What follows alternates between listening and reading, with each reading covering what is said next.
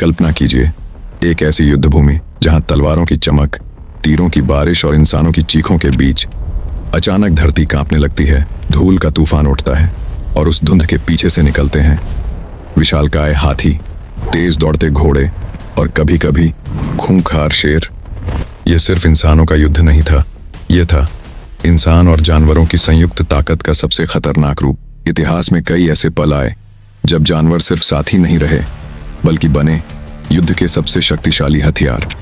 आज हम आपको लेकर चलेंगे एक ऐसे सफर पर जहां आप देखेंगे कैसे शेर, घोड़े और हाथियों ने मिलकर इतिहास की दिशा बदल दी।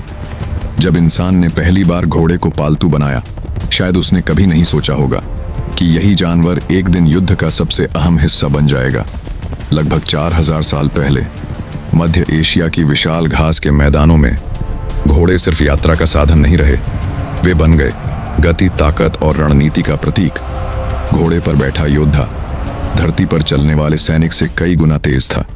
उसके पास था ऊंचाई का फायदा, गति का नियंत्रण और अचानक हमला करने की ताकत। यही कारण था कि घुड़सवार सेनाएं यानी कैवलरी इतिहास की सबसे खतरनाक सेनाओं में गिनी जाती थीं। मंगोल साम्राज्य इसका सबसे बड़ा उदाहरण है। उनके सैनिक घोड़े पर बैठकर हजारों किलोमीटर का सफर तय करते थे। वे दिन में 100 किलोमीटर तक दौड़ सकते थे और बिना रुके हमला कर सकते थे।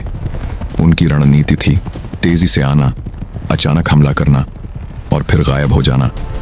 दुश्मन को समझने का मौका भी नहीं मिलता था और उसकी सेना बिखर जाती थी।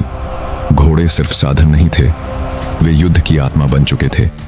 अब सोचिए, एक ऐसा जानवर जो कई टन वजन का हो, जिसकी ऊंचाई एक इमारत जितनी लगे और जो सीधे दुश्मन की ओर दौड़ता हुआ आए। हाँ, हम बात कर रहे हैं युद्ध हाथियों की। प्राचीन भारत, पर्शिया और कार्थेज में हाथियों का इस्तेमाल युद्ध में किया जाता था। इन हाथियों को खास तरीके से प्रशिक्षित किया जाता था। उनकी पीठ पर लकड़ी के किले बनाए जाते थे जिनमें तीरंदाज और सैनिक बैठते थे। जब ये हाथी युद्ध भूमि में उतरते थे तो दुश्मन के सैनिक डर से कांप उठते थे। उनकी भारी चाल धरती को हिला देती थी और उनकी सूंड और दांत सीधे सैनिकों और घोड़ों को कुचल देते थे। इतिहास का एक प्रसिद्ध युद्ध जब कार्थेज के सेनापति हन्निबल ने अपने हाथियों के साथ आल्प्स पर्वत पार किया, यह असंभव माना जाता था। लेकिन हन्निबल ने अपने हाथियों के साथ ठंड, बर्फ और कठिन रास्तों को पार किया और अचानक रोम पर हमला कर दिया। यह सिर्फ एक सैन्य रणनीति नहीं थी, यह एक मनोवैज्ञानिक हमला था। रोमन सैनिकों ने कभी इतने बड़े जानवरों को युद्ध में नहीं देखा था और यही डर उनकी हार का कारण बना। शेरों का इस्तेमाल युद्ध में बहुत कम हुआ, लेकिन जहां हुआ वह बेहद खतरनाक और अनोखा था। प्राचीन रोम में कोलोसियम में कैदियों और ग्लैडिएटर्स को शेरों के सामने छोड़ा जाता था। यह सिर्फ मनोरंजन नहीं था, यह एक संदेश था रोम की ताकत का, उसकी क्रूरता का और उसके नियंत्रण का। कुछ कहानियां यह भी बताती हैं कि युद्ध के दौरान दुश्मन को डराने के लिए जंगली जानवरों को छोड़ा जाता था।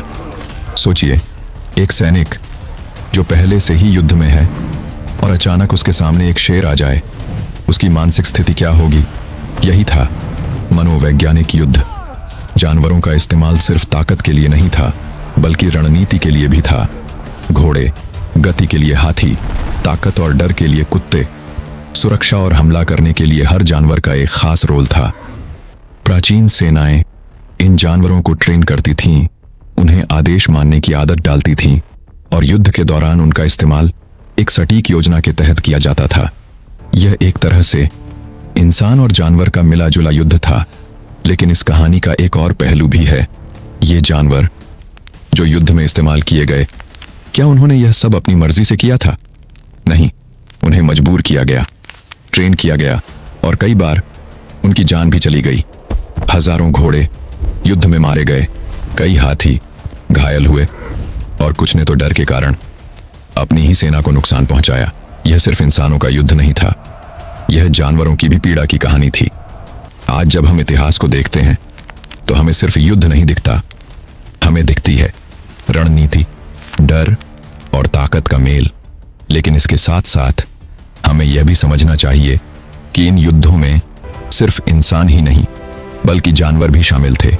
वे सिर्फ हथियार नहीं थे, वे भी इस कहानी का हिस्सा थे। एक ऐसा हिस्सा जिसे अक्सर भुला दिया जाता है,